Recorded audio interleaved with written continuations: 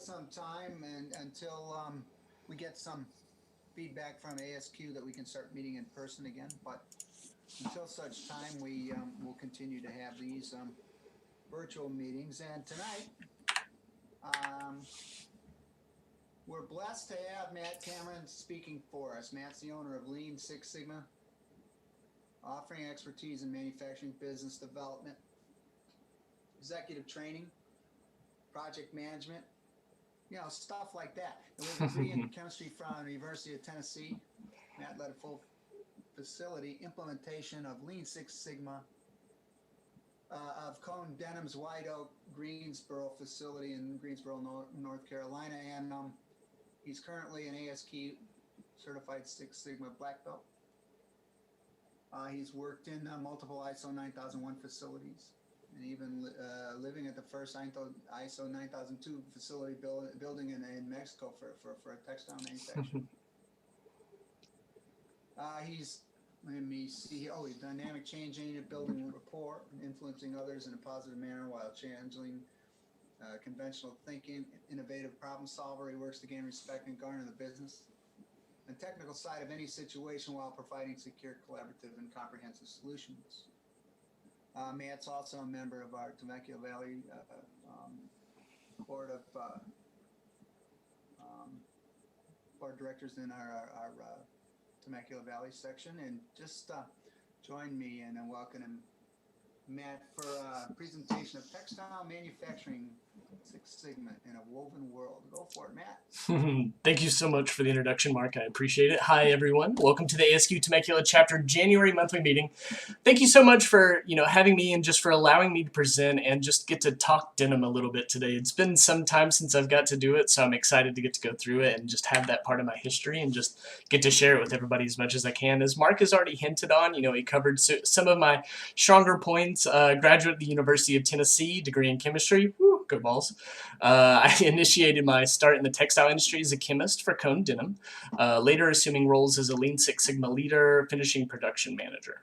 I was married this past October 2020. I am excited to share I am newly a member of the wedded life to Cassia, who's also participating here.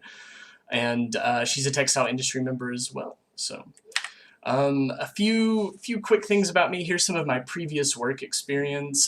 You can go through it really quickly. I've laid carpet. I've been a shift leader at Pizza Hut. I've worked as a new merchant software technical support instructor for Elevon, which is the fourth largest credit card processor. It's U.S. bank subsidiary.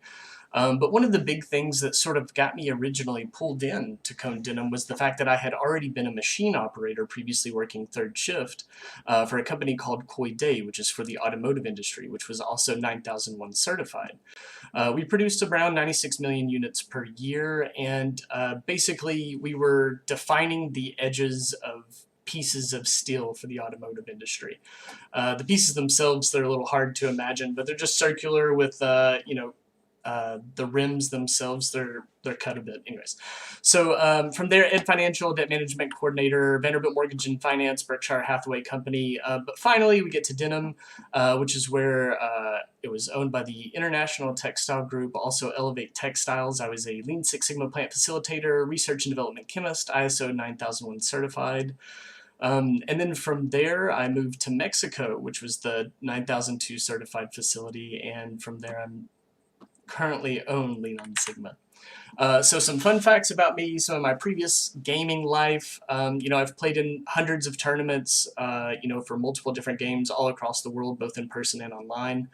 For Halo, Semi-Pro, Magic, I was top 10, World of Warcraft, second in the US, ninth in the world. Some fun facts about me. The most recent Deftones album was listed in the special thanks section. I used to live next to the second oldest vineyard in the world, first oldest in all the Americas, Casa Madero.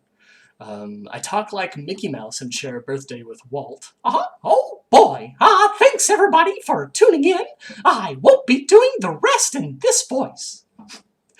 And just some other fun stuff. Feel free to read through, and I'm more than happy to go ahead and share the slides as well at the end of this with anyone that's interested. But some of the pictures on the right hand side, some of the places that I've been, and the yellow marks in the upper right hand corner. There's the piece of art that I carried to the left of it, the Batman Dark Knight Returns, The Dark Knight Returns by Frank Miller, valued at over $1 million.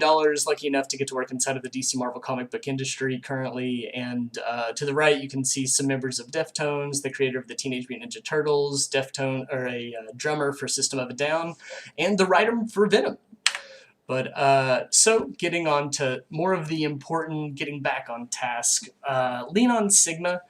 Really, one of the biggest things about it is we're looking to be culture changers. People that are looking to create stronger teams, better communication, and to work to always be learning, to always be seeking that fire inside of ourselves that will keep pushing us forward and building us higher, to follow our true north, and to go ahead and make sure that we realize that the people are just as important as the industry. So let's talk about denim, right? That's why we're all here. Cone Denim originally started in 1905, continuously produced denim until 2017, which was 112 years of denim leadership. Cone Denim has lots of R&D. It can be found all across Mexico, China, initially the United States as well. And it covered a 1.2 million square foot facility. So what we'll cover inside of this presentation will first be just a quick Denim 101 and a bit of tour for some of those that are unfamiliar but maybe still in the textile industry, and also for those that are unfamiliar with the textile industry itself. So the denim manufacturing process, just to get us started, initially takes place in the yarn manufacturing, which is almost half of the entire process itself. Taking the cotton, opening it, cleaning it, carding it, drawing it, roving it, spinning it, winding it, and doing that entire process, a few of those steps a couple of times, just to produce the yarn to even begin making the fabric. It's something that White Oak originally did, but during my time there, they weren't producing yarn. Now, as I moved down to Mexico, Paras de la Fuente, that facility was actually producing yarn, so I got to spend about 6 months inside of that facility in that area. But since it wasn't a strong part of White Oak and for time constraints, we'll skip past most of this initial yarn manufacturing section. So we will cover the steps of the denim process flow, which include spinning, warping, dyeing, beaming, slashing, weaving, finishing, Sanforizing, inspection, and quality testing. So as I mentioned, the first step is going to be yarn. This is where you're opening and cleaning, you're getting compressed bales of cotton, and from there you're looking to make sure that all of the seeds have already been pulled out by the cotton gin, but you're still going to have a decent amount of leaves and other small pieces that are left inside of the cotton. And from there it follows about another 5 to 6 steps depending on whether it's open end or ring spun. And eventually you end up with the final picture, which is the one at the bottom, which is the packages themselves of yarn. The middle picture would be of sliver, which is what comes from the drawing and roving process potentially. So what we did at White Oak is we would go ahead and receive the yarn, right? So that's your first in, first out. And the thing to consider about this yarn is we're going to be taking it and stretching it for about 2,000 yards straight, the entire full length of the package, to create a long rope in order to dye all of the yarn at the same time. Generally, in a lot of other dyeing operations, you'll see that there's just packages or widths of fabric that are placed inside the dye machines as opposed to long rope dyeing. And that's what gives denim a unique concept. It's some would say slightly more complicated in the amount of processes and steps that it takes to do it. So the first step would be warping. In the process of warping, you combine 300 to 450 packages, which is what we had seen in the previous screen, of yarn together on a rack called a creel. Now, this creel takes, all 300, 450 packages and it funnels them all together through a comb, so that way each individual strand can still be in line with each other. And also it allows you to insert a lease, which is where you separate each of the yarns and you slide the string through it, so that way each and every single yarn can be accounted for throughout the entire process. And then simultaneously they're all pulled through what's called a trumpet, just to centralize it all together, and then it's put on a warp beam as it moves back and forth in order to evenly apply the rope chain across the entire warp. So the next step in the process is going to be dyeing, and this is one of the the more central parts to denim in that it's unique in that the dye itself isn't naturally able to be absorbed into the cotton. You actually have to reduce the dye and then put the yarn through the reduced mixture, and then as it comes out, it actually has to reoxidize, so reabsorb oxygen. So the way that you've got your previous work here, which is this long piece that you see in the right-hand picture, and now in the dyeing in the upper left-hand picture, you can see where one of these warps is pulled up into the sky and then it's taken down through the dyeing boxes. So first it gets cleaned and then it goes into the actual dye boxes themselves. So as I was mentioning, the dye has to be reduced. So even though it already naturally looks blue, it's what is just sitting on top of the boxes more than generally. Whenever it comes through and they're lifting out of the vats for the first time, it's actually going to be a very bright green color that you wouldn't naturally expect to see denim to look like. And the way that denim works is you have to dip it through the box, through the reduced indigo dye, and then as it lifts back up into a process called skying, the dye itself is oxidized onto the insoluble yarn, and it's able to continually add layer after layer of dye. So you can actually see a cross section on the pictures on the left. You can see a cross section to the right of the lean on sigma symbol where it shows the darkest blue is on the outside, and then going all the way into the brightest white. So that's where you get that rubbing, aggressive effect that you see on denim, that everybody loves so much to see. It comes from that dipping it through the dye box, and then it comes up in that skying process where it reoxidizes, and then the number of dips, it can be 8, it can be 12, you can have half in, half out, and that's where you get a lot of your differences inside of the dyes that you see from denim itself. All right. Anyone have any questions so far? I know I've only covered a couple of things, but there's a decent amount of area to cover. So if anyone has any questions, feel free to pop in, chime in, say anything. I'm more than happy to go over it and try and explain any visuals better or anything like that as well. So here at the top of the screen, on the right-hand side above the words, just as a fun little thing for most of the people that are part of this group, is I know a lot of us are chemists, and for whatever reason that seems to attract people that enjoy Lean on Sigma, or enjoy Lean Six Sigma. So you can actually see the chemical reaction of the reduction at the top of the slide.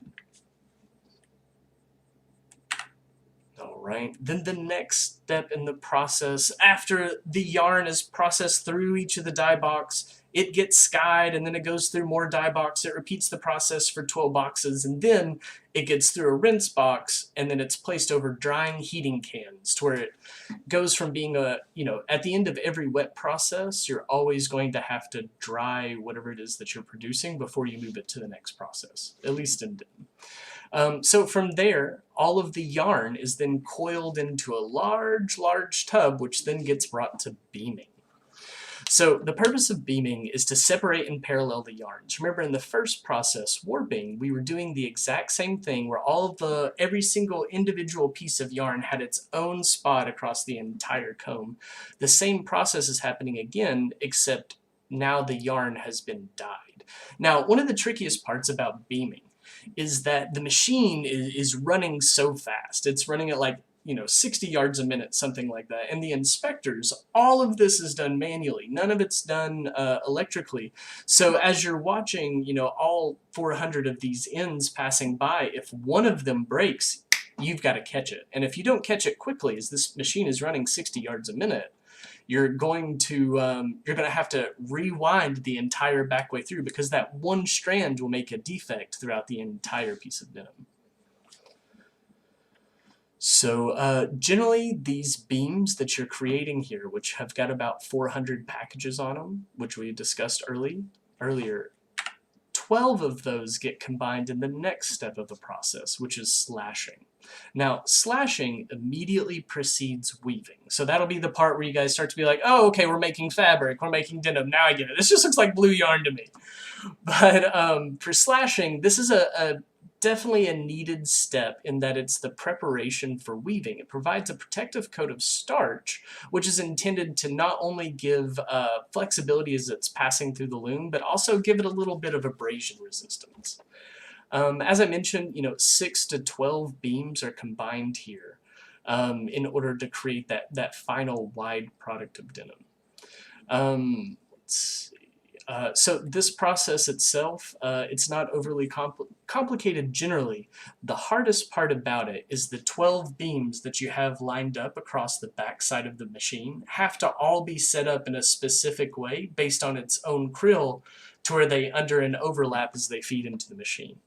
So each one of these positions, of course, has its own in-depth and technicality that goes much deeper than just what I can quickly express. But one of the things that's interesting to note here is that although 12 beams are being combined, so you're looking at 12 times 400, somewhere around 4,800, individual yarns are being combined, but all still being kept in their own individual positions. They're all being kept paralleled as they were intended to be, so that way as they pass through the loom, there's no crisscross or anything like that would cause a broken end.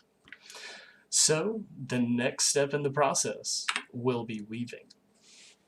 So at White Oak, we had 3 different types of looms. We had a Nissan, Sulzer, and the X3 Shuttle looms.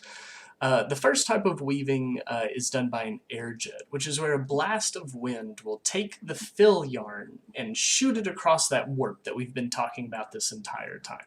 So just as a quick precursor to weaving, what we've done so far is we've created this, what's called the warp, which is the entire length of the fabric, right?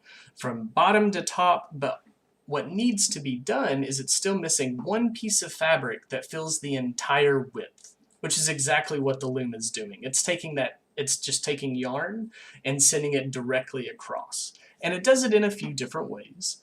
The first one is the Nissan, which I was just describing, where it takes that filling from the left-hand side, it blows it all the way across using jets that are set up along each path, and then it cuts each of the sides to cut off the ends. For the Sulzer, the rapier one, that one is where 2 different ends, one of them grabs the yarn on one side, it reaches up, and then another arm meets in the middle to continue the rest of that yarn to finish off the filling for that. Once again, the edge to that is cut off down the sides. And each one of the yarns here are going to be controlled individually. One of the fun, interesting parts about this is the way that denim is woven. Since it's done as a 3x1 twill, it naturally gets a bit of skew to it, which means it's already got a bit of a slant because it's building up higher on one side to the other. So we'll talk about how to fix that a little bit later. So from here, continuing into weaving, as I mentioned, the weft yarn, which is the fill yarn, gets inserted. And each one of the loom beams is going to be around 2,000 yards in length. So the Sulzer and the Nissan looms are the ones that we've already covered, and these are more of your newer, more modern looms that most people are used to. Now, White Oak was specifically known for their shuttle looms. Now, these shuttle looms didn't just blow filling from one side to the other. It filled a bobbin, and then it took that bobbin, and that bobbin filled from the inside, just bouncing back and forth using arms that would kick it. And because of this, since the sides of it were never cut, it was described as something as fast selvage, meaning that you didn't have to cut the ends, and the term just sort of stuck around as selvage denim. This type of fabric is almost always going to be your most expensive. It starts at about $7 a yard, somewhere near there, whereas opposed to the wider looms that I was recently talking about, the Nissan and Sulzers would probably be closer to like the $2.80s to like the $4 maybe range. So you're looking at almost twice the value, but also look at the speeds of the looms themselves in the upper left-hand corner. The Nissan is running at about 35 yards a minute, the Sulter is at about 28 yards a minute, and the Shuttle, the X3, are at about 12 yards per minute. And one of the things about these shuttle looms is that they're from the 60s, literally. You know, some of these, they weren't all made by this. They were all made by the same manufacturer, but they weren't all found in the same places. Some of them were found out in, you know, construction yards and, you know, being torn apart for their steel. And what they did is they actually found all the ones that they could, and about a third of them weren't the right width. They were too big. So they actually, you know, had to cut straight through the middle and push the entire thing together. So not every single loom was specifically the exact same as another, especially whenever you're dealing with 60-plus-year-old machinery. So that, in and of itself, of course, was a very fun challenge. So from there, now we've woven the fabric, right? We're already 5/6 of the way through the entire process. We've got this fabric, and now before it gets sent to the customer, you need to finish it. Finishing involves a lot of different possibilities here. It can be something just as simple as really running the fabric and correcting the width to make sure that, running the fabric through like a solution of water just to make sure that anything excess has been rinsed off, any additional dye stuffs or anything is taken care of, but it can also be just as complex as, you know, adding caustic soda for luster and strength, you know, adding additional dye stuffs on top of it because the fill yarn is white and you're looking to add a bit of a different color to it. You know, you've got your tenaframes, which is where you're applying things like antimicrobial, you're singeing, desizing, and, you know, each one of these steps, sometimes one has to precede another. You know, inside of finishing, if you mercerize something, you're guaranteed to have to tinner it or cans it. And this has all sort of come into play here in about 3 or 4 more slides where we start talking about value stream mapping, which is where we'll look at the amount of time that it takes for, you know, a cycle time to be able to process this fabric through the machine and the amount of time that it takes for changeovers, etc. So now we have finished the finishing process and we're on to Sanforizing, which is still technically a part of finishing, but I like to think it's its own section. This is where we adjust the skew in the fabric that I had mentioned earlier from weaving. Due to the nature of a 3x1 twill, which is where it's three pieces of yarn and then one to cross, it gives you a slant that's consistent based on the type of twill and on the weight of the fabric itself. So inside of Sanforizing, you're using a mechanical process to apply warp shrinkage, so that way you're not having to, the customer, as you put on a pair of pants, they always, like, it's hard to describe, but the skew itself of a pair of pants, if they're non-skewed, it looks very crooked, it looks unreal, it doesn't look straight because you're used to the circular shape that goes around your leg as the pattern is made. So this is a semi-complicated part of the process that, you know, almost deserves its own section. So from there, the fabric then moves on to inspection in 3-in-1. This is where we 100% quality test and inspect every single piece of fabric, so all defects are looked at and accounted for and put into a computer, which is then done to optimize cuts of fabric that could be taken out in order to, you know, produce the best fabric possible, while including the amount of points it would take to even include a seam to connect those pieces together. So there's a lot going on in the background as these 3-in-1s are getting set up, but really the inspection process is something that takes a tremendous amount of work. You know, the type of eyes that you have to see to be able to, you know, consistently, you know, catch each individual, you know, like small little blip, which we're going to get into some of the defects here in just a bit.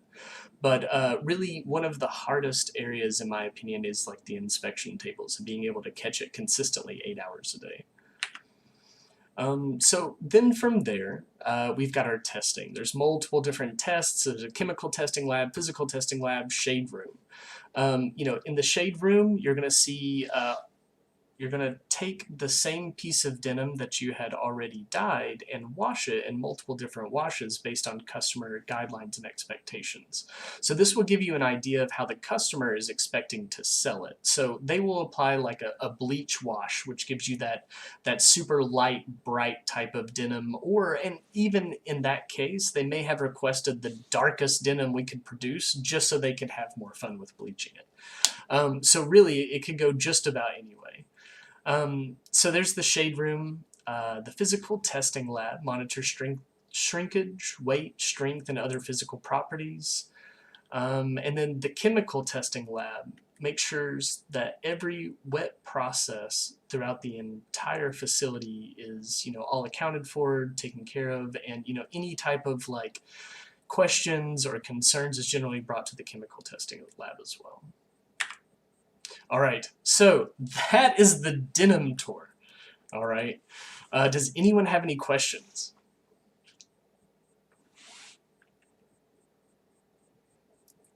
Great, wonderful. I am so excited as a previous tour guide of White Oak that everyone understood completely. I'm thankful to also be room for questions at the end. So next, we're going to go over value stream mapping, Kaizens, some tough projects, and daily management. So inside of the White Oak facility, it was previously an ISO 9001 facility, so many people were already accustomed and used to, a lot of the Six Sigma concepts that were being brought into the facility, but it had been some number of years that the infrastructure a little bit had crumbled, and also at the same time, a lot of the employees had lost faith in the process because they saw, as they were helping to improve situations, they might have been getting cut at the same time.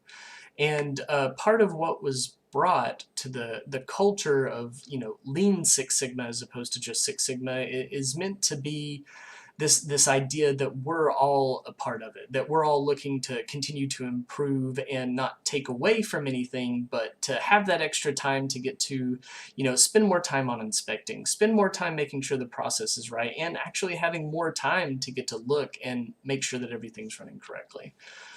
So this brings us to one of our first steps, in my opinion, of a way to evaluate a facility and help them understand maybe some of their initial bottlenecks or issues where, without having a full bird's eye view of a whole facility, you can't always see how quickly something can streamline through it. So in this next slide, we'll actually see the value stream map that we did as a group. And it goes over things like cycle time, changeover, people, cycle time with efficiency, and tack time. Now, all these are, of course, very important, and they give you this great idea of, what's fully happening in your facility. So cycle time is how often a product is completed. So, for example, the warping process, which is where we're taking all of those yarns and combining them together through a trumpet, making sure they're all in their own place. The very first step to run an entire creel takes about 105 minutes. The next step, which was dyeing, which is where we're taking that pre-made warp ball that we've all just combined together, running it through the dye, and it gets oxidized, and it goes through all the 12 boxes. That one takes about 216 minutes, so you're looking at a little over 3 hours for that one.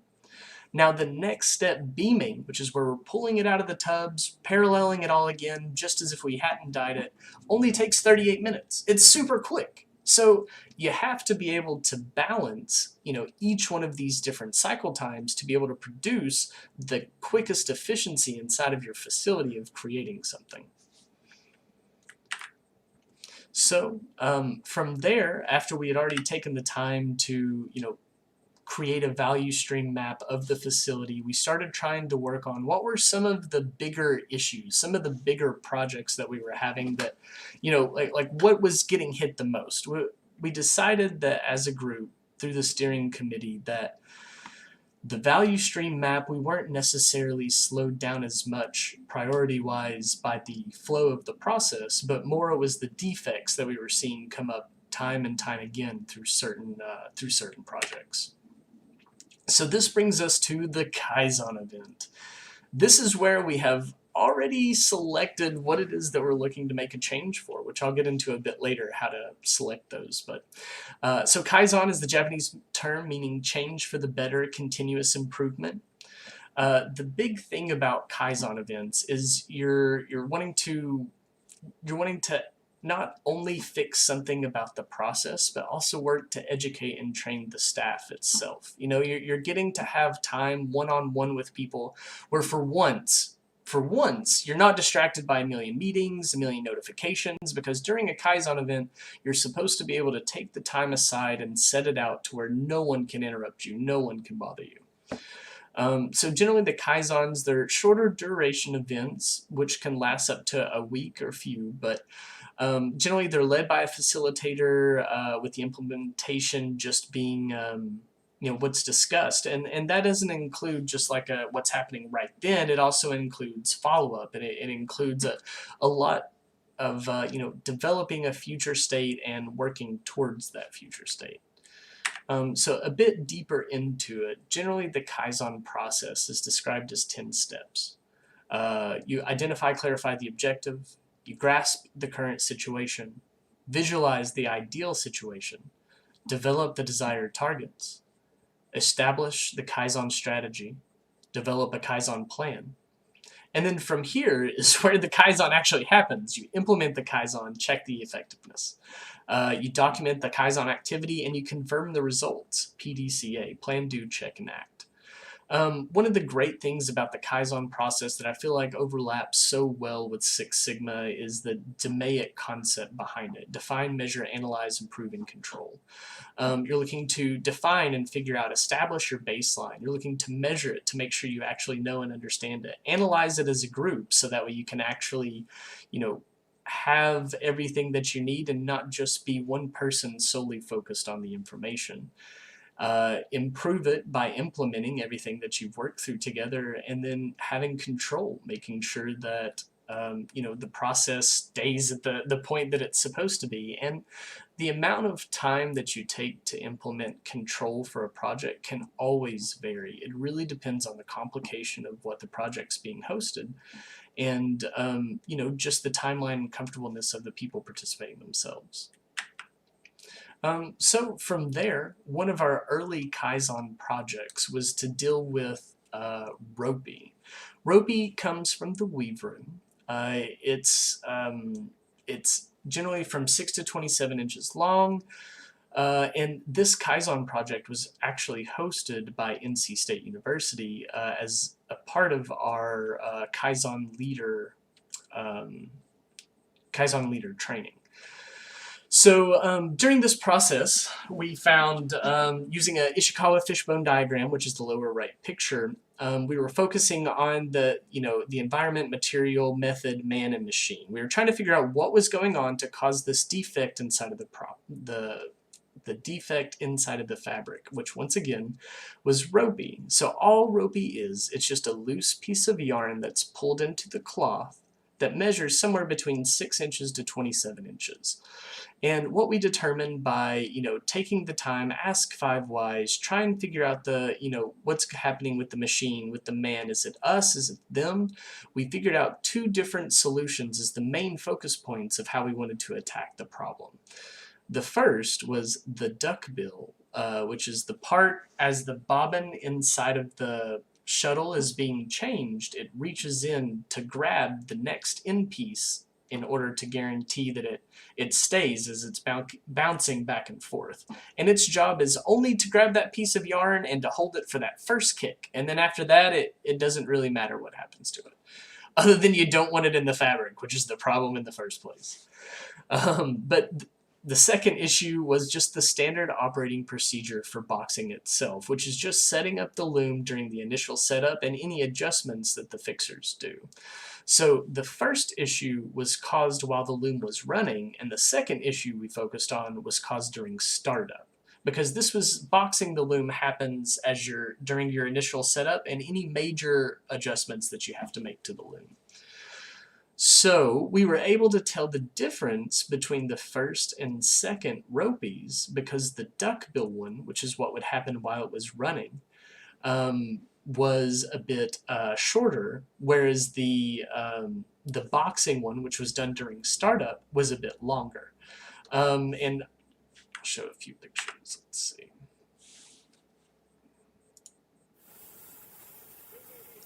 Ooh, let's see if I can turn that down.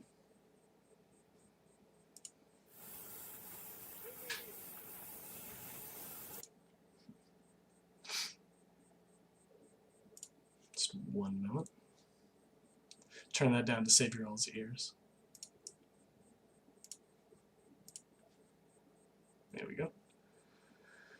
And so for this process right here, this is actually the loom running, and you'll be able to see where he takes a handful of yarn and just throws it into the loom to try and catch it. Now, what's fun about this is we've actually installed a vacuum on the lower left-hand side as well, that you can see is sucking up the yarn. And I'll do a play one more time, but you can see it loosely zip-tied on the left, and we obviously in the future did a much better job of like strongly adhering that. But during our initial setup, it was a really quick way to prove that we were catching the roping and actually be able to show that we were creating less defects inside of the fabric.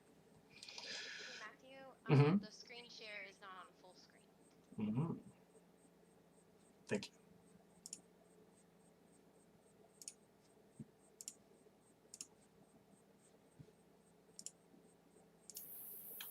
I'm his wife, by the way. I appreciate it, I do. So anyways... You're allowed to do that. That's part of the deal. Right? I encourage it. I appreciate it. That's what he signed up for in October, right? That's right. That's right. Yeah, so this is just an example of the loom running and us actually working on the fabric and working on getting everything set up. And you can see across the slides or along the top and the bottom, these were part of the presentation that was used to present to corporate after having done the entire project. And we were actually able to show a decent reduction in the... Let's see, I think we went from 23% ropey down to something like 16%, which was significant. But also in some ways, it was a little bit damaging because ropey may have been the prevalent defect, but it was also covering up some others in the grading scale. So as we got rid of one, others started to show their face and just weren't being graded as harshly before because they were covered up by the other. But we continued to work on that. We continued to push through and have more Kaizen events. We ended up having somewhere near, I think, 25 Kaizen events in a year, something like that. Did you, Matt, this is Mark, were you able to put a dollar figure to that savings? Yeah. So for this project in and of itself, it was around $236,000. First, for the X3 yards was about $7 a yard. Irregulars were sold for about $1.40, so every single yard was counted. And in a year, we saved, 45,000 yards worth of irregularities. So thanks for the question. I appreciate it. Sweet. Yeah. That's really cool. So then this brings us into a bit of daily management, which is something else that I wanted to talk towards. And this was part of the ropey project of and of itself to actually help get the numbers down as well. So, daily management is just the system that provides the ability to manage departments' functions and processes, wherein processes are defined, standardized, controlled, and approved by the process owners. So basically, you're just trying to think about what tasks you complete inside of a day, regardless of your position, and being able to define those, standardize them, and to be able to improve them. And that starts with each individual person and working from there. So we started in the weave room to focus on ropey. We were looking at efficiency, bad startup, and ropey. Originally ropey was just defined as the one issue, but thanks to us taking the time in the Kaizen event to figure out what was causing the difference in sizes of ropeys, one being the bad startup, which was done from the misboxing, and the other one was not having the right suction to pull in those extra strings of yarn. having, separating those and actually tracking those became part of daily management, and it was truly a long journey. It started out before we introduced daily management is a gray roll was doffed, it was finished, it was inspected, and a report was sent to weaving regarding the quality of the roll. That could take at least a week, if not longer, to get that type of info. So if you've got something wrong with your loom, you're definitely looking at lagging versus leading indicators. And that's going to be something that, you're trying to fix afterwards. And who knows, by that time, you may not even be running that fabric anymore. So the new practice, which comes through a bit of evolution, which I'll go over, was to have the fabric inspected in real time every 1 to 2 hours, which wasn't really that much of a drain on our inspection resources. They were just simply reallocated due to, figuring out some more management through there. But so initially the displays, they were intended to track an entire Worth's month of information, and we were just hoping to work from there and see how it went. And quickly we realized that a month was too long. So then we're like, well, okay, how about every 2 weeks? Well, no, still too long. Every week, no, daily. And finally, it was every 1 to 2 hours. And one of the issues that you're going to come across is whenever you're doing quality checks, you've got tons of information, you've got numbers, but numbers can be pointless unless it's being utilized. So you've got to be able to associate those numbers and make it impact the people who are creating them. So what we did is we worked with the weavers to figure out a system that helped show them in real time their quality. Whereas before they would get a report at the end of the week and it would be more of a reprimand generally than a, like, hey, this is how you're doing. And one of the greatest things about it is, we were involving during these Kaizen events, which something else I meant to mention a bit earlier is one of the important things about the Kaizen event is making your team, forming the correct team. It's not just about the people who see the process and live in the process. Obviously, those are important, but it's also about the people who surround the process. So you want to have the person before and the person after involved as well, so that way you're getting a look at both up and downstream. So, but what we had and implemented inside of this daily management is finally the weavers were getting excited. They were like, I don't believe that I had that defect. You gotta show me.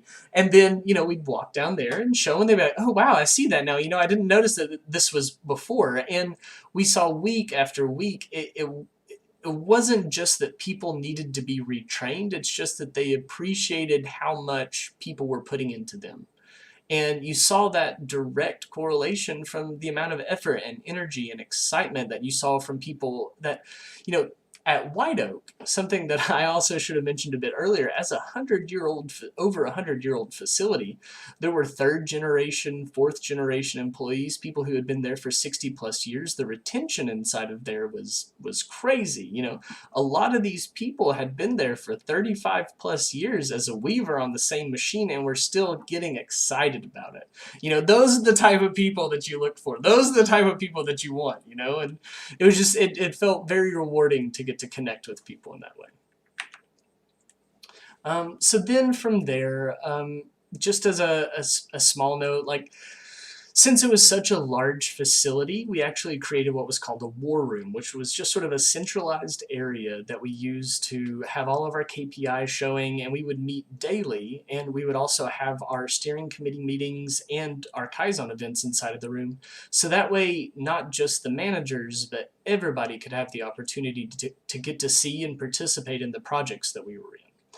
And over the span of a year, not even going into the second year, we had 157 people attending multiple different events. 71 of those were unique. And I think we saw a total savings of around $750,000, more than that even, just within the first year, which was actual numbers, you could point to and show, which was great. It was such a huge team effort from so many people involved that I wish I could thank every single one of them for the amount of time and effort that they put into me to help me to become who I am, Obviously.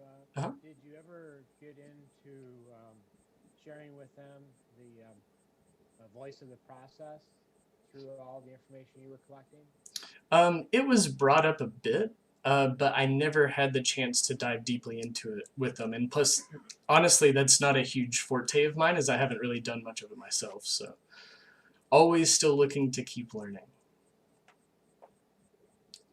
Thank you for the question, Philip. I appreciate it. And so from there, we're moving on to just a review of just lean methodology, really. And, you know, Six Sigma to me and lean, so many people see them as same concepts, different concepts, you know, playing off of each other. To me, I really see lean as the people concept. It's the aspect of helping to reduce waste, but not just in a physical sense, waste of motion, waste of, you know, waste of product, waste of, you know, your 8 wastes. And the analytics side, the Six Sigma side, gives you the opportunity to analytically prove what you're working through and to give people this physical sense of what's happening.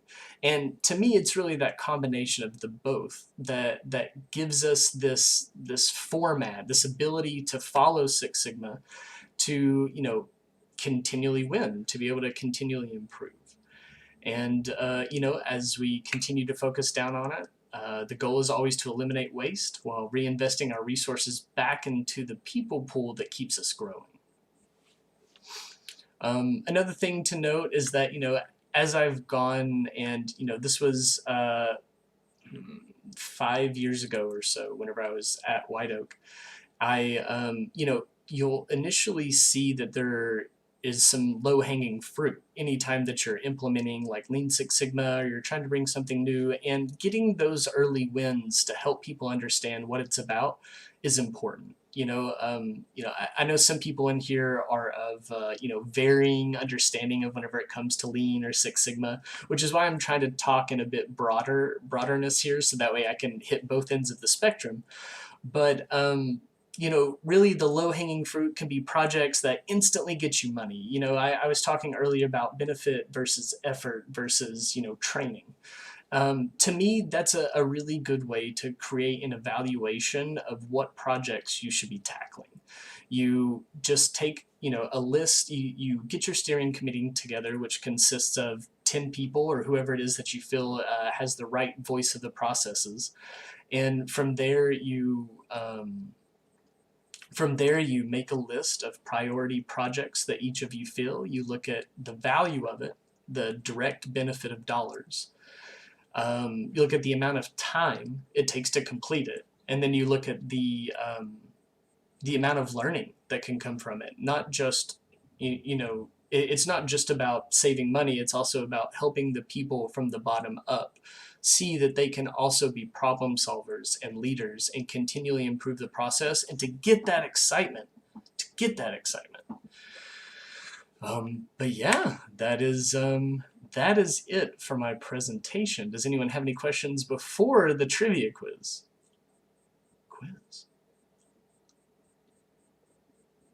Okay. Great. Well, everyone. Hey, Matt. Yes, go ahead. What's up, Barry? This is Barry. Thank you. Great presentation. I really appreciated that. I really kind of have an appreciation for that type of industry, process industry, since I've worked in the membrane industry, and I've been there for over 13 years. So in 4 different companies, so I understand kind of the challenges that go in when you're going from one layer to the next when you're doing rolled processing. So I guess my question was going to be, how, with an old factory like that, did you have to do some capital improvement projects, both in terms of the equipment and the environment and infrastructure? So whenever it came to actual, thank you for the question, I appreciate it, Barry. Whenever it came to capital implementation, I'd say of the 25 projects that I did in the first year, we only spent around $50,000 at most. A lot of that came from redesigning some of the shuttles on the X3, and it was more about the small pieces rather than the large capital reinvestments of saying, you know, hey, look, we got to bring something new in because the old stuff just isn't working. I mean, we were working with 60-plus-year-old looms and working to redevelop them to make sure that they were producing the best quality pieces possible. And, you know, we were praying for less than 10% defects, which at a 12 yard per hour product, it's not, you know, that's way too much. But as I moved on to like Mexico and things like that and continued to further my career, I was a part of definitely large capital project implementations of, like caustic soda recollections and implementing, ITEMA looms inside of, different facilities and things like that. And, from the ground up, I was lucky in my future endeavors to get to have that capital. But honestly, I took it as a strength for myself to be able to build from not very much money whatsoever. So yeah, hopefully that answers your question a bit. There's a lot of low-hanging fruit you could do without really Exactly. addressing some of the more technical, complex control challenges. For sure. And it always is going to depend on the company itself. Different companies are going to have different, some of them, like I was saying in the previous slide, some of them are definitely not going to have any low-hanging fruit whenever you're thinking about like Abbott or something, where you have teams and teams and teams of people dedicated and living for Six Sigma in order to continue and improve and guarantee the liveliness of people, you know what I mean? Or even desalination from, the membranes that Barry's working with, like there's so much quality that has to be done that they're not working on 60-year-old looms that the low-hanging fruit is probably already gone. But my hope is that as I continue to build, and from what I've seen, is that these same structures, these same type of foundations are what give us the opportunity to continue to see the path to keep growing. And so Matthew, not so much a question, but a comment. Mm-hmm. I'm sure you know, but it's a nice connection that Sakichi Toyota developed his 5 Whys with his loom manufacturing company. His son suggested that they enter the automobile manufacturing business. I actually did not know that. That's really interesting. Yeah. Weaving, it's all around us. We can't help it. Thanks for that fun fact. All right, so if nobody else has any questions, I actually have a little quiz, and whoever wins gets a $25 gift card. So if you have your phones handy, go to kahoot.it.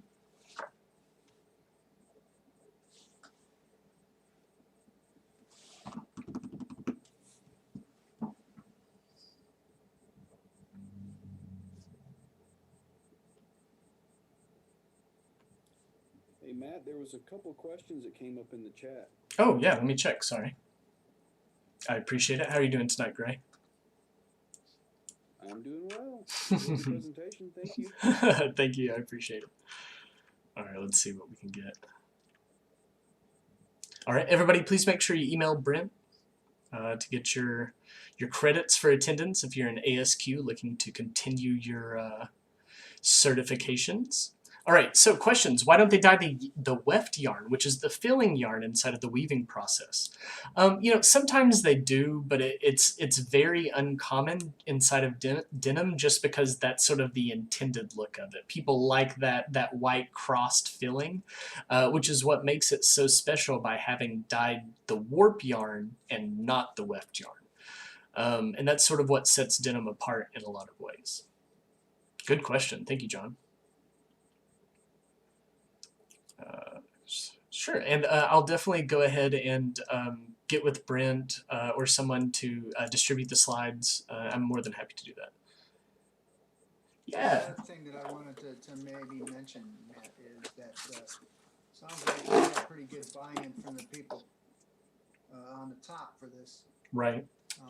One of the things that many people run into, and I've run into that myself, is that just something that you do as a Six Sigma person, and there really is, yeah, go do that thing, and not necessarily have the people who have the purse strings behind you, or have that kind of influence behind you.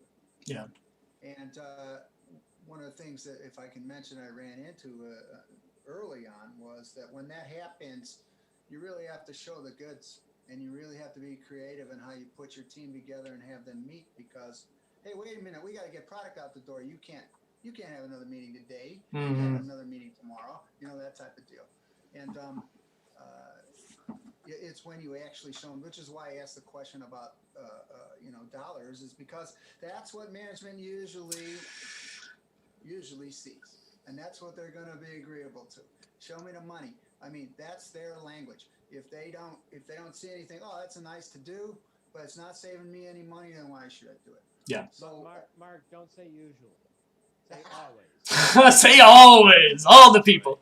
I um, stand corrected. but yeah, no, it was definitely, I would consider a unique situation, and I even knew living inside of it that not just my management at the cone level, but also the corporate level for International Textile Group or Elevate Textiles, and even going up into, they were owned by a venture capitalist group. They were all the ones that were seeking the Six Sigma to be implemented inside of the entire facility. And you know, whenever you've got that type of support that it's like, hey, we want to bring this back and we want to bring it back through hard, you know, you get that type of, you don't even have to have the money if you have the support of everybody on top. You can succeed. But I agree with you. Like, I've seen in other situations where too many times the people up top, as I've consulted for a few different companies, the people up top say, yeah, we're looking for a change, but only if it's bringing us more money. They forget the training and the amount of, you know, life that people learn, you know. Matthew, Mhm. They want to change. They want the change to be seen, but they don't want to actually do the change themselves. Oh yeah. Oh, you can bring it to the facility, but don't bring it to the corporate, you know. So what happened in 2017? You mentioned that cone is dated up to 2017. Do they no longer? Yeah, the White Oak facility, they actually went ahead and closed it down sometime after I had already lived in Mexico at that point and come back to the States. So yeah, sadly they did have to close it. And you know, so many of those people, like they're brothers to me. I still talk to them, you know, like some of them are even here in this meeting, you know what I mean? And I've definitely kept in contacts with them because getting to be that type of facilitator where you're so integral to helping to change the culture, you can't help but not build those type of long-lasting relationships. So thank you guys so much for that. I appreciate the input. But just a quick note to get back onto what you had posted in the chat, Philip. You said David Mann's creating a lean culture. I got it. I done read it many times. Very, very good. Like the recommendation there. Good. Yeah. It's kind of like the Bible for that. Uh-huh. Whole daily management and leadership involvement. So good. All right, so I'm going to go ahead and switch over to the Kahoot so that way everybody can start to play.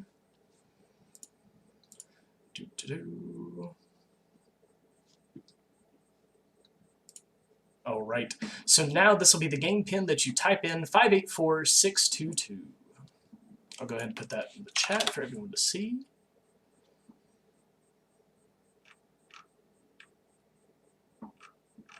There's Little Red V7, the first one in. And remember, everyone, the winner tonight will be winning a $25 Amazon gift card. So play like your life depends on it. And to remember, correctness and time count in this game.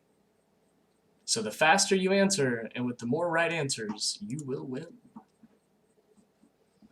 I see so many V7s in the chat. I know I've got some family members in there. I appreciate it, guys. GeoV7, hey, there he is. There's the man.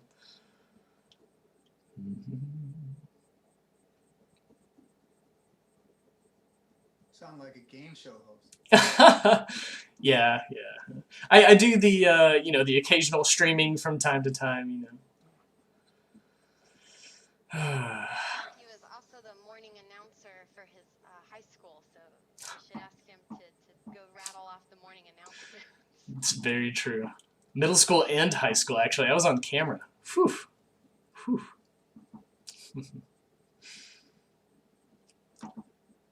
Bum, bum, bum. All right, we have 7 people in so far. We'll give it another 1 minute.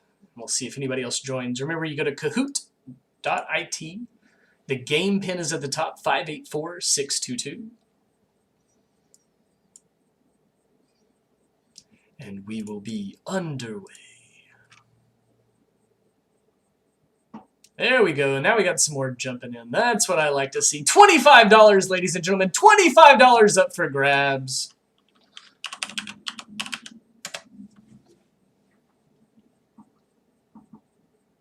We went from 9 to 8. Maybe someone's changing their name. I don't know.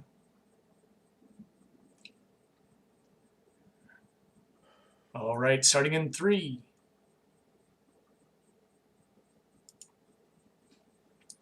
Kahoot. All right, so there's supposed to be fun music, but I didn't enable that, so we're just gonna, I'll read it. Which of the below is not a part of the denim fabrication process? Denim fabric process: warping, dyeing, carding, or slashing. Now, one of these is a part of the yarn process, but the others are a part of the denim fabric process.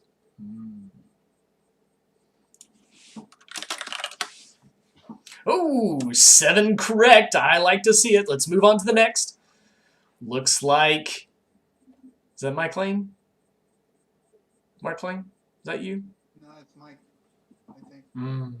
Oh. No, it's Mary Lou. Mary Lou Kessler. Well, Mary Lou, you are sitting on top. I like it. 14 more questions to go. Let's see what the next one brings us. That won't last long, trust me. True or false? Warping is the process where yarn ends are pulled through tension and condensed onto a ball warp. Warping is the process where yarn ends are pulled through tension and condensed onto a ball warp.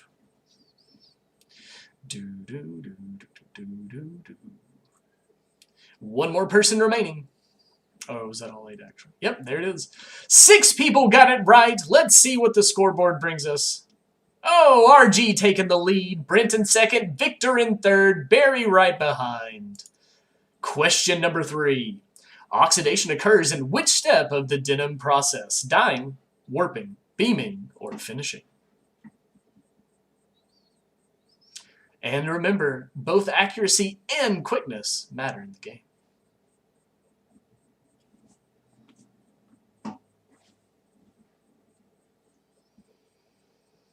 Oxidation occurs in the dyeing step. That is correct. 4 people. Let's see.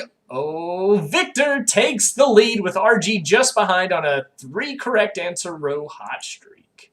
Question number 4. Repair by hand is often necessary in which step of the denim process? Slashing, weaving, beaming, or inspection? Here's a hint. The picture above it is the process. 7 answers, looking for 1 more.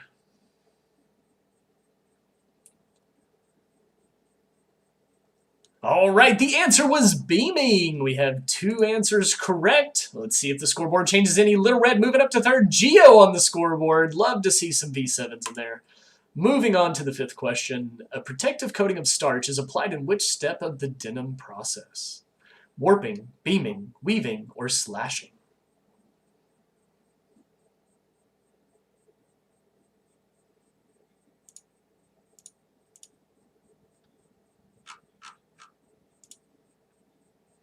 All right, 1 person with the correct answer. Uh-oh. It was Victor. Nice job, Victor.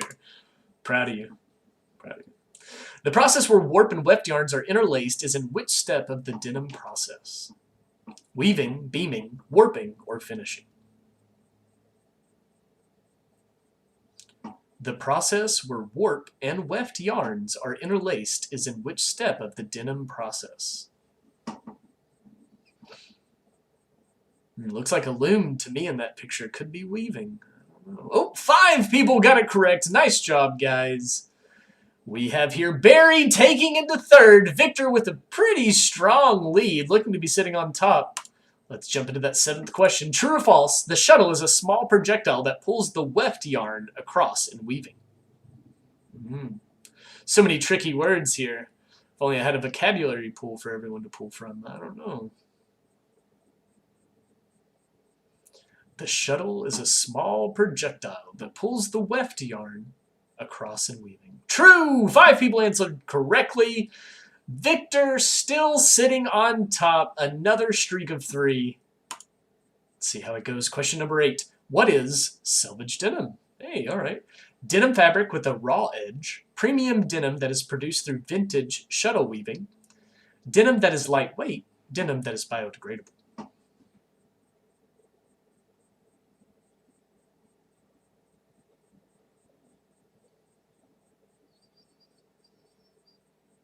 And with 6 answers, we have premium denim that is produced through vintage shuttle weaving. Victor holding the lead, but it looks like Little Red, RG aren't too far behind. We'll see if they can close the gap here on question number 9. True or false? Cone Denim was the first manufacturer to apply skew to denim fabrics.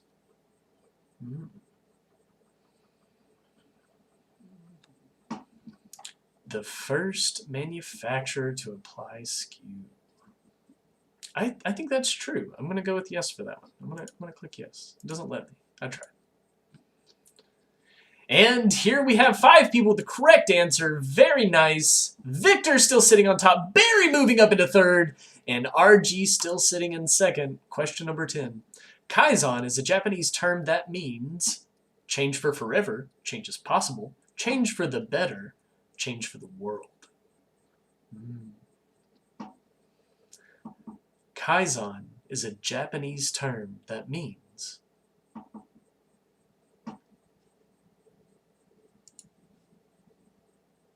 oh, nice job. 6 people got the answer correct. Change for the better. We've got some Six Sigma professionals in the house, believe it or not. Victor still holding the lead with a streak of 6. Victor, thank you for paying attention. I appreciate you so much right now. You're making me feel great. VSM stands for Value Stream Mapping, Value Support Matrix, Value Support Method, or Value Stream Mirroring.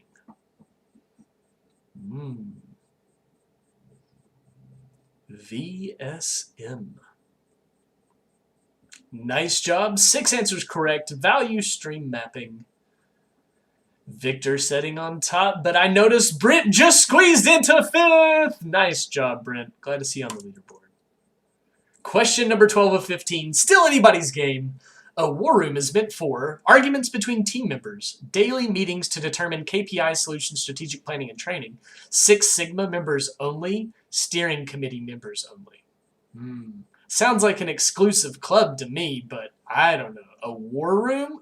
6 people got it correct. Wow. Daily meetings to determine KPI solutions, strategic planning, and training. Great job, everybody. See Mary Lou getting back on the leaderboard, pushing Brent down. Victor still on top with 8 in a row. Let's hit number 13. True or false? Lean methodology focuses on making a company leaner in staff reductions and focuses on immediate improvement. True or false?